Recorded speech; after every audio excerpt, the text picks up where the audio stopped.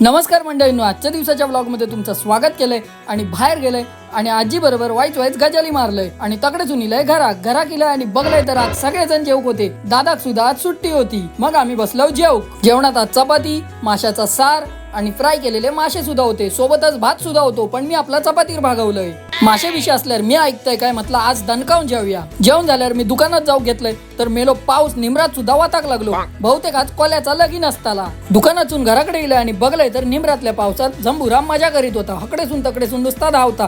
पडला तर कितीक पडताला म्हणून मी बाईक बोलवलंय तर बाईक पटो घेऊन इली आणि तिका मारूक घेतल्याने एक लावल्यान तरी ऐकला नाही. परत दुसरा लावल्याबरोबर तकडेसून पार पळाला. गल्लीत सुन जाऊन वायपर घेऊन इला तवसर सर्वेश हकडे कोसळलोच. कसलो आपटलो हा.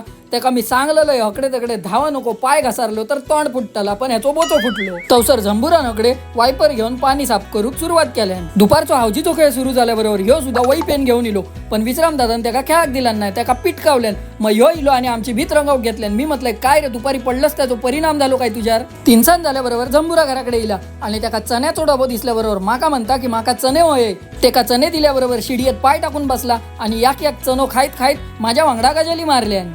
जंबुराक चणे दिलेले बघल्याबरोबर पपी किलो राग आणि पपी माका म्हणता अर्तन बर्तन तेल करून तुका असो चोचीन पिळवटून टाकतलंय. पपीचा सुद्धा भागावून घेतलाय आणि म्हटलं आम्ही भेटाय पुढच्या व्लॉग मध्ये. तवसर देवा काळजी.